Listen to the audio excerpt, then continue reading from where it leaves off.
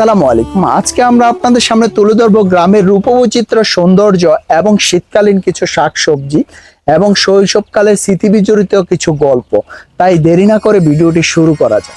কবি গ্রামের প্রাকৃতিক সৌন্দর্য দেখে মুগ্ধ হয়ে বলেছিল, এমন দেশটি কোথাও খুঁজে পাবে না তুমি, সকল দেশের রানী সেজে আমার জন্মভূমি। গ্রামের প্রাকৃতিক সৌন্দর্য শুধু চোখকেই শান্তি দেয় না, বরং প্রকৃতির সাথে একান্তভাবে নিজের জীবনকে উপলব্ধি করতে সাহায্য করে। তাই তো আমাদের দেশ সবুজে শ্যামলে ঘেরা, আর তার মধ্যে রয়েছে ধান, চাল, সবজি উৎপাদনের শীর্ষে কুমিল্লা জেলা। তার মধ্যে সবজির ভরা মৌসুম বলা হয় শীতকালকে।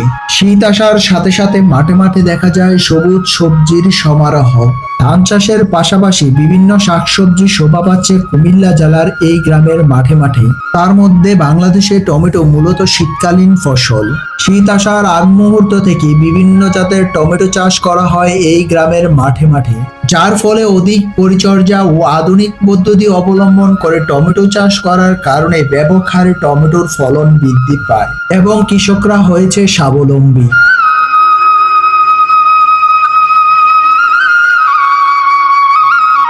আরও এই গ্রামটিতে বিভিন্ন রকমের শাকসবজি চাষ করা হয়েছে। তার মধ্যে রয়েছে লাউ, ফুলকপি, পাতাকপি, মাচায় ঝুলে আছে সুন্দরভাবে করলা, আরো রয়েছে মূলা, আরো সকলের পছন্দের সবজি শসা, যা গাছের গোড়া থেকে আগা পর্যন্ত ধরে আছে থোকায় থোকায়। আরো রয়েছে ধুন্দুল, লাল শাক, পাতা শাক, সিম, বরবটি থেকে শুরু করে বিভিন্ন শাকসবজির সমারোহ রয়েছে এই গ্রামটিতে। ইতিমধ্যে এই শাকসবজি বাজারেও উঠতে শুরু করেছে।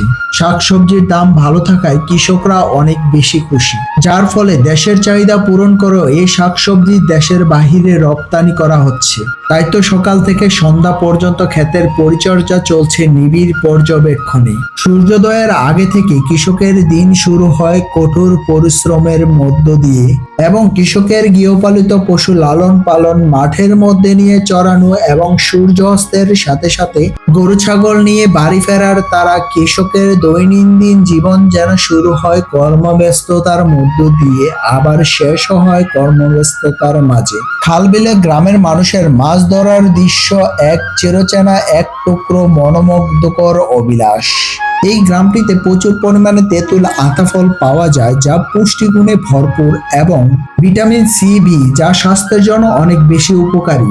শৈশবের বন্ধুরা মিলে গাছ থেকে ডাব পেরে খাওয়া গ্রাম বাংলার এক অবিস্মরণীয় স্মৃতি, যা কেবল তৃষ্ণা মেটাতো না, আনন্দের এক উৎসব মুখর দিন ছিল। পরে আবার বন্ধুদের সাথে ডাব ভাগাভাগি করে খাওয়ার অসাধারণ এক অভিজ্ঞতা ছিল ওই দিনগুলিতে।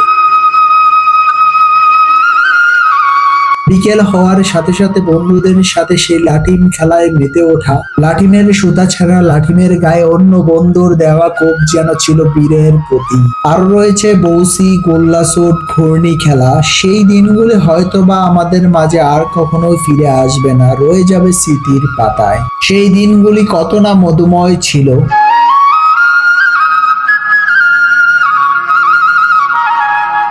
শৈশবকালে মেয়েদের প্রিয় খেলার মধ্যে অন্যতম খেলা ছিল ছোট ছোট হাঁড়ি পাতিলে মেয়েদের রান্না বান্না করে খাওয়া, যেন ছিল এক টুকরো অভিলাষ।